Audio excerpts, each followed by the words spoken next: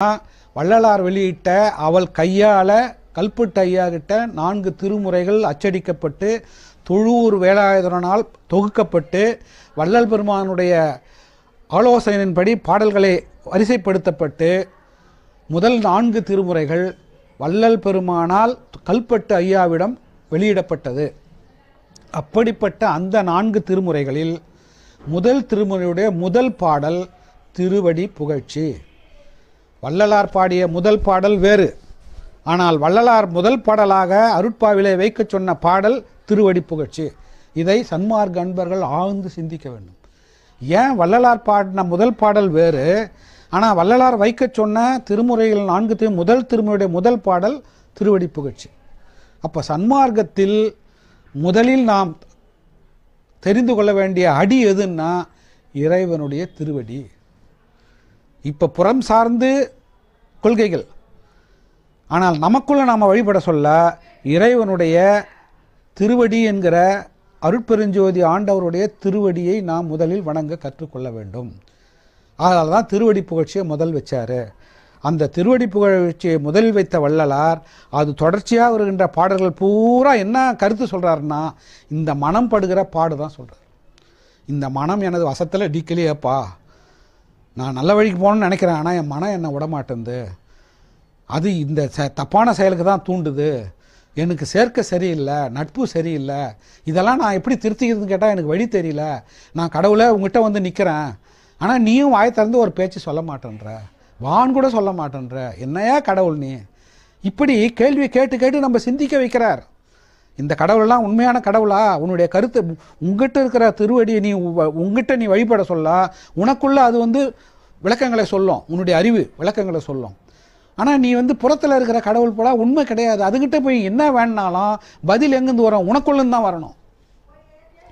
இப்போது ஒருத்தர் வந்து ஒரு கோயிலுக்கு போகிறாரு, அங்கே போயிட்டு வந்தோடனே எனக்கு இது சரியாக போச்சுங்கன்றாரு. எப்படி போச்சு? இவனிடத்தில் இருக்கிற நம்பிக்கை காரணமாக இவன் அறிவிலே ஏற்பட்ட இவன் மனதிலே ஏற்பட்ட ஒரு விளக்கம் தான், ஒரு தெளிவு தான், வந்து மாறுதல் தான் சரியாக போச்சுன்னு சொல்கிறது. அங்கிருந்து எந்த கிரேஸும் இவனுக்கு கிடைக்கல, எந்த தெளிவும் இவனுக்கு கிடைக்கல. இவனுடைய நம்பிக்கை காரணமாக இவனுக்குள்ளே பூத்த மலர் தான் செயல்பாடு. ஆனால் இவன் எனக்குள்ளேயே அந்த மலர் பூத்ததுன்னு இவனுக்கு தெரியாத, இந்த கடவுள் தான் எனக்கு நல்லது செஞ்சுது, இங்கே போயிட்டு வந்தோன்னே எனக்கு எல்லாம் நடந்து போச்சு, இந்த கடவுள்கிட்ட போனால் எனக்கு எதுவுமே நடக்க மாட்டேங்குதுன்னு கடவுளை கொட்டுறன்னு சொல்கிறான் அவன். ஆனால் மனிதன் ஏற்படுத்திய கடவுள்கள் இதெல்லாம். ஆனால் இறைவன் உண்டாக்கிய மனிதனிடத்தில் இறைவனே வீற்றிருக்கிறார். அதில் தான் சன்மார்க்கத்தினுடைய அடி எதுன்னு கேட்டிங்கன்னா தன்னிடத்தில் இருக்கிற இறைவன் திருவடியை வணங்குவது தான் சன்மார்க்கத்தினுடைய அடி. அப்போ பாருங்கள், ஒரு இடத்துல ஒன்று முக்கியத்துவமாக தெரியுது. புறச்செயல்னு வர சொல்ல அது ஒரு நிலை, அகச்செயல்னு வர சொல்ல இது. அப்போ மனிதன் அறிவுபூர்வமாக அவன் மேலேறி செல்லும்போது கொஞ்சம் கொஞ்சமாக இதெல்லாம் ரிஃபைன் பண்ணிக்கணும். அவன் புறத்துலேயும் அவன் எல்லாருக்கும் சந்தோஷமாக இருக்கணும், அகத்துலேயும் சந்தோஷமாக இருக்கணும். சரி, 90% புறத்தில் இருக்கிறாங்க, அகத்தில் வந்து பிரச்சனைகள் அதிகமாக்கிறாங்க. எல்லாருக்கும் வழி காட்டுறான். அதான் ஒருத்தன் வந்தானா, பசி இல்லாமல் இருக்கிறதுக்கு என்கிட்ட மருந்து இருக்குது, எனக்கு பழஞ்சோறு இருந்தால் கொஞ்சம் போடுன்னு நான். ஏன்னா இவனுக்கு பசியாக இருக்குது. இப்போ அந்த மருந்தை வாங்குறதுக்கு ஒருத்தன் வாப்பா உட்கார்ப்பா, எனக்கு அந்த மருந்து கொடுப்பா, எவ்வளோப்பா விலைன்னு கேட்குறான். அவன் ஏதோ ஒரு 1000 ரூபாய் ஆகும் அப்படின்றான். சரி, நான் போய் ரூபா கொண்டாடுறேன்னு உள்ளே போகிறான் அவன். ஏன்னா பசி இல்லாத இருந்தால் நமக்கு பிரச்சனையே இல்லையா, அந்த மருந்து வாங்கி சாப்பிட்டா நமக்கு பசி எடுக்காது. ஆனால் அவன் 1000 ரூபாய் எடுத்துன்னு வந்து மருந்து வாங்குறதுக்கு போகிறான். உடனே அவர் சொல்கிறாரு, சரிப்பா நான் அது உள்ளேருந்து எடுத்து கொடுக்குறேன், நீ கொஞ்சம் பழஞ்சோறு இருந்தால் கொண்டா, எனக்கு ரொம்ப பசி ஆகுதுன்றான். அப்போ இவன் அறிவினால் சிந்திக்க வேணாவா, என்னடா அது நமக்கு என்ன பசி இல்லாத போகிறதுக்கு மருந்து கொடுக்குறேன்றான், 1000 ரூபாய் கேட்குறான். சரி, வந்து பழஞ்சோறு கேட்குறான், இவனுக்கே பசி போய்க்கூட, அப்போ இவங்ககிட்ட மருந்து இவனுக்கே பயன்படலை, அப்போ அது உண்மையாக பொய்யா? இப்படி தான் சமுதாயம் போயின்னு இருக்குது. இதை தான் வள்ளலார் சிந்திக்க சொல்கிறார். அப்பா, உன்னிடத்தில் இருக்கிற கடவுளை நீ வணங்க தெரிந்து கொள்ளாமல் எங்கெங்கேயோ அலைஞ்சு நிற்கிறிய, ஏன் இது மாதிரி அறிவு நிலை உனக்கு? கேட்டால் வந்து எங்கள் தாத்தா செஞ்சார், பாட்டி செஞ்சார், அப்பா செஞ்சார்னு சொல்கிறிய, அவங்களுடைய பக்குவம் அது. உன்னுடைய அறிவு வளர்ச்சி இப்போ சன்மார்க்கம் வந்த பிறகு உன்னுடைய அறிவு வளர்ச்சி என்ன? வள்ளலார் சொல்லுவார் உரையாடை பகுதியில், இதுவரை வந்தவர்கள் கர்ம சித்தர்கள், அவங்கவுங்க ஒரு செயலை செஞ்சு அதன் மூலமாக சில லாபத்தை பெற்றுக்கின்னு அவங்க கலப்பிட்டாங்க, போயிட்டாங்க. கர்மம்னா செயல், ஏதோ ஒரு செயலை செஞ்சாங்க, அதன் மூலமாக சிலது அவங்கவுங்களுடைய அனுபவத்துக்கு ஏற்ற மாதிரி பெற்றுக்கினாங்க. ஆனால் முடிவாக கடவுள் இன்பத்தை அவர்களெல்லாம் முழுமையாக பெறவில்லை.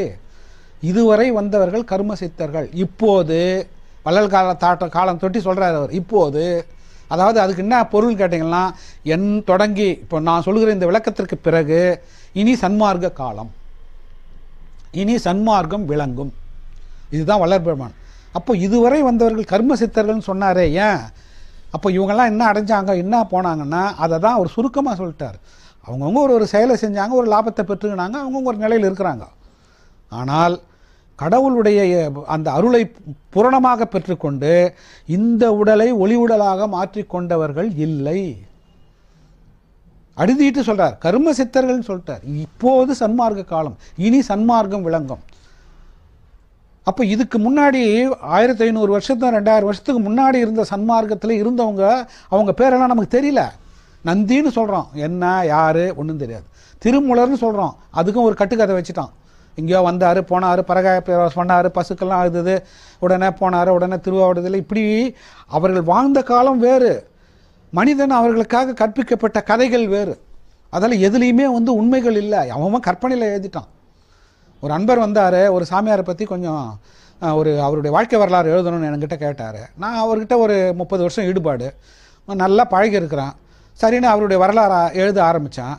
அவர் வந்தவர் என்ன சொன்னார், சார் நீங்கள் அப்படியே உண்மையாக எழுதுறீங்க, நிறைய கற்பனை செய்திகள் உள்ளே புகுத்து படிக்கிறவங்க அப்படியே அமானுஷ்ய சக்தி செயல்படுது, அங்கே அதிசயங்கள் நடக்குதுன்ற மாதிரி நீங்கள் எழுதணும், அப்போ தான் படிக்கிறவங்க இன்ட்ரெஸ்ட்டாக படிப்பாங்க அப்படின்னாரு. நான் சொன்னேன், அப்படியெல்லாம் எழுதி அவருடைய புகழை பரப்பணும்னு அவரும் விரும்பலை, உண்மையும் விரும்பாதுப்பா. நீ விரும்புகிறன்னா நீ யார்கிட்டயாவது போய் எழுதிக்கோ, நான் அதுக்கு உடன்பட மாட்டேன். உண்மையாக எழுதுறது தான் வரலாறு.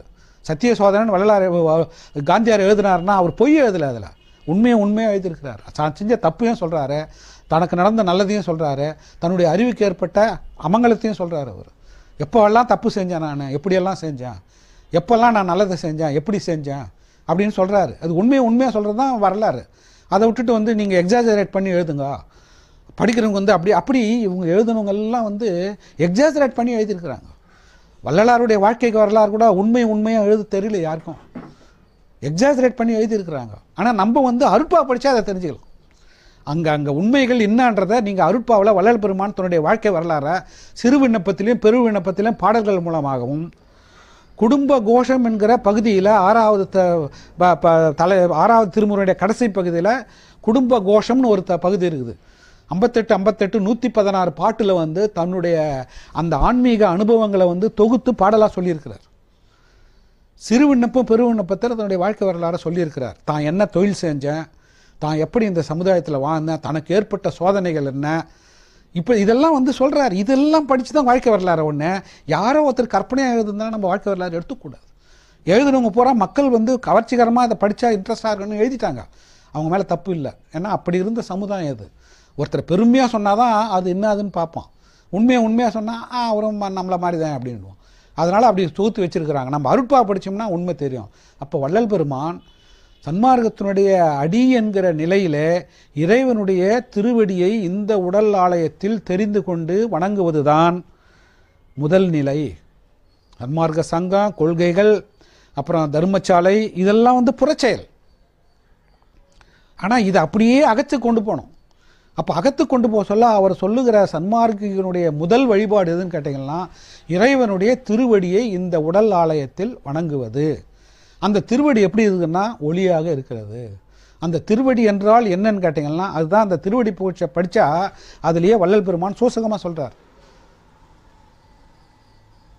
இதுவரை வந்தவர்களெல்லாம் வணங்கிய வாழ்த்துக்கள், வணங்கிய வழிபாடுகள்லாம் எதை சார்ந்ததுன்னா திருவடியை சார்ந்தது தான். உலகலாம் உணர்ந்து ஓதற்கரியவன், நிலவுலாவிய நீர்மொழி வேணியன், அழகில் ஜோதியன், அம்பலத்து வாடுவான், மலர் சிலம்பு அடி வாழ்த்தி வணங்குவான். பெரிய புராணத்தில் சேக்கிழார் கூட முதல் பாடல்லையே இறைவனுடைய திருவடியை வணங்கணும், இறைவன் ஜோதி வடிவானோன்னு சொல்லிட்டார். ஆனால் அவர் பாட வந்தது என்ன, அடியார்கள் பாட வந்தவருடைய கடவுள் யார், சைவ பெருமை தனிநாயகன் யார், சிவபெருமானுடைய பாடல், சைவத்தினுடைய முழுமுதல், அந்த அடியார்களை பற்றி ஆனால் முதல் பாடலில் சொல்லிட்டாரு, இளையவன் அருட்பெருஞ்சோதியாக இருக்கிறான், அவனுடைய திருவடியை வணங்குவது தான் முறை அப்படின்னு சொல்லிட்டார். வள்ளுவர் கடவுள் வாழ்த்துல என்ன சொல்கிறாரு, 10 பாட்டில், மலர்மிசை ஏகினான் மான் அடி சேர்ந்தார் நிலமிசை நீடு வாழ்வார், வேண்டுதல் வேண்டாமை இலான் அடி சேர்ந்தார்க்கு யாண்டும் இடும்பையில். இப்படி அந்த 10 பாட்டிலையும் 7 பாட்டில் வந்து இறைவனுடைய திருவடியை வணங்குங்கள், கடவுளை வணங்குங்கன்னு சொல்ல அவர் டைரெக்டாக சொல்லிட்டு போயிருக்கலாம். கடவுளை வணங்குங்க. எந்த கடவுள்? ஆதி பகவன். ஆதி பகவன்னா யார்? நீ யாருன்னா வச்சுக்கோ. இப்போ சமுதாயம் அப்படி தானே வச்சுங்குது. ஆதி பகவன்னா ஒருத்தன் புத்தன்றான், ஒருத்தன் வந்து சூரியன்றான், ஒருத்தன் வந்து சந்திரன்றான், ஒருத்தன் வந்து சிவபெருமான் தான் ஆதி பகவன்றான், இப்படி சொல்லிங்கிறாங்க. ஆனால் அவர் சொன்ன அவருடைய அறிவுக்கு புறப்பட்ட ஆதி என்பது எதுன்றது தான் அடுத்த வரியில் சொல்லிட்டாரு, திருவடி தான். அந்த ஆதி என்பது சூரியன் ஒளி. அந்த சூரியன் புறத்திலே இருப்பதை விட அகத்திலே இருக்கிற சூரியன், அது தாம்பா திருவடி. அப்போ இந்த உடம்பில் இருக்கிற சூரியன் என்கிற உயிர் ஒளி என்கிற இறைவனுடைய திருவடியை நீ வணங்குவது தான் சன்மார்க்கத்தினுடைய அடி. அப்போ அந்த அடி நமக்குள்ளே எங்கே இருக்குதுன்றதை நீங்கள் சன்மார்க்கத்தில் அருட்பாவை படித்து தெரிஞ்சுக்கலாம். அருட்பாவை படித்து தெரிஞ்சுக்கலன்னு சொன்னால் சன்மார்க்க சங்கத்தை சார்ந்து அதிலே இப்படி ஆழ்ந்த சிந்தனைக்கு உட்பட்டு செயல்பாட்டில் இருக்கிறவங்கிட்ட போய், ஐயா இறைவனுடைய திருவடி எது? இந்த உடல் ஆலயத்தில் இறைவனுடைய திருவடி எங்கே விளங்கி கொண்டிருக்கிறது? அடியெண்ணல் எதுவோ முடியெண்ணல் எதுவோ என்று பற்பலகால் வருந்து இருந்தனம் ஐயா சொல்கிறார் அருட்பால. திருஞான சம்பந்தர் தோத்திரத்தில் இந்த வரியை சொல்கிறார். இறைவனுடைய திருவடி எது, திருமுடி என்று தெரியாமல் பலகால் நான் வருந்திக்கின்னு இருந்தேன். அப்பொழுது திருஞான சம்பந்தர் என் முன் தோன்றி, அடி முடி உனக்குள் விளங்குவது கான். நீ எங்கேயா தேடிங்கிற? இறைவனை எங்கே தேடிங்கிற? நீ இறைவன் உனக்குள்ளே இருக்கிறான், அவனுடைய அடி நடு இதுதான், இதோ பார் அப்படின்னு உனக்குள் விளங்குவது கான், பாருன்னு சொல்லி சுட்டி காமிச்சாராம். இதை தான் அப்படியே அகவல்ல சொல்கிறாரு. இந்த சிற்ஜோதியே இயலொரு ஆதி அந்தம் என்று அருளிய அருட்பெருஞ்சோதி, படிமுடி கடந்தனை பார் இது பார் என அடிமுடி காட்டிய அருட்பெருஞ்சோதி. இவ்வளோ சொல்லிட்ட பிறகு நம்ம என்ன செஞ்சுன்னு இருக்கிறோம்? அவர் சொன்ன மேலோட்டமான செய்தியை தான் நம்ம வந்து சன்மார்க்கன்னு இன்றைக்கி சொல்லியிருக்கிறோமோ ஒழிய ஆழ்ந்து அவருடைய அறிவு நுட்பத்தை நம்ம இன்னும் சிந்திக்கலை. அப்படி சிந்திச்சோம்னா செயல்பாட்டுக்கு போயிடணும். அவர் முதல்ல திருத்தி சொல்கிறது, ஒவ்வொரு சன்மார்க்கியும் தான் திருந்தணும், தனக்குள்ளே இறைவனை காணணும், அதுக்கப்புறம் இந்த சமுதாயத்துக்கு பாடம் சொல்லணும். ஆனால் நம்ம நுனிப்புல் மேய்ஞ்சிட்டு சமுதாயத்துக்கு வாத்தியாராக வந்துட்டோம். நம்ம அதனுடைய விளைவு என்னான்னு கேட்டிங்கன்னா, நம்மளும் திருந்தலை, சமுதாயமும் திருந்தலை. உண்மையான சன்மார்க்க வழிபாடு என்ன என்பதை நாம் தெரிந்து கொள்ளாமல் காலத்தை வீணே போக்கிக்கின்னு இருக்கோம். இதெல்லாம் அடையிற பலன் என்ன? இவ்வளோ பொக்கிஷம் கையில் வச்சுன்னு எடுத்து செலவு பண்ண தெரியாத அதை அப்படியே வச்சுட்டு இருக்கிறோம். யாருக்கு லாபம்? அதனால் எடுத்து செலவு பண்ணி அதனை பயன்படுத்தினா தானே பொருள் உண்டு. அது மாதிரி இருக்கணும். நம்ம அந்த இலவு காத்த கிளின்னுவாங்க, பச்சை பசேல்னு இருக்கும் அந்த பஞ்சிக்கா. அந்த கிளி என்ன பண்ணும், பக்கத்தில் வந்து உட்காந்துன்னு அந்த மரத்தில், ஓ இது பழம் பழுத்தா ரொம்ப சுவையாக இருக்கும், ரொம்ப பச்சை பசேல்னு இருக்குது, இது காயாக இருக்குது, இது பழுக்கம்னு தினம் வந்து உட்காந்து பார்த்துன்னு இருக்குமா. அதை இலவம் பஞ்சு அது உள்ள ஒரு நாளைக்கு அந்த பஞ்சு என்ன பண்ணால், அந்த காய் வந்து முற்றி வெடித்து உள்ளே இருந்து பஞ்சு அப்படி அப்படியே பறக்க ஆரம்பித்த பிறகு, ஐயோ நம்ம என்ன இது உள்ளே வந்து கனியாகி உள்ளே இருந்து பழம் சுவையாக இருக்குன்னு பார்த்தோமே, இவ்வளோ நாள் காத்திருந்தோமே, கடைசியில் பார்த்தா உள்ளே இருந்து பஞ்சு இல்லை, வெளியே வருது, வெள்ளை வெள்ளையாக காற்றுல ஓடுத, இலவம் காத்த கிளி போல. இது மாதிரி சன்மார்க்கத்தில் நம்ம வள்ளலார் சொல்ல இவ்வளோத்தையும் கையில் வச்சுக்கின்னு பயன்படாத எதையோ பயன்படுத்திக்கின்னு இலவு காத்த கிளி மாதிரி நம்மளை ஏமாற்றிக்கின்னு போய்கின்னு இருக்கிறோம். நம்மளை நம்ம உணர்ந்துக்காத இருக்கிறோம். நம்ம வழிபடக்கூடிய அடிப்படை எது சன்மார்க்கத்தில் தெரிஞ்சுக்காத இருக்கிறோம். அதை தான் வள்ளல் பெருமான் உணர்த்துறாரு. அப்பா நீ முதல்ல வழிபட வேண்டியது இறைவனுடைய திருவடி. அதனால தான் திருவடி போச்சா நான் முதல் திருமுறையில் வச்சுருக்கிறேன். அதே மாதிரி உள்ளே இருக்கிற பாடல்கள் பூராத்துலேயும் நான் திருவடியை தான் வணங்குன்னு பல பாடல்களில் இந்த மனசுக்கு அறிவுரையாக உங்களுக்கு சொல்லியிருக்கிறேன். என் மனசுக்கு அறிவுரையாக நான் திருவடியை வணங்குறத சொல்லியிருக்கிறத உங்களுக்கு நான் அறிவுரையாக சொல்கிறேன். நீங்கள் எனக்கு சொன்னதாக நீங்கள் எடுத்துக்கிறீங்க, நான் உங்களுக்கு தான் சொல்லியிருக்கிறேன் இப்படின்னு அந்த அருட்பா முதல் திருமுறையிலிருந்து படிச்சுக்கின்னு வந்தீங்கன்னா உங்களுக்கே தெரியும்.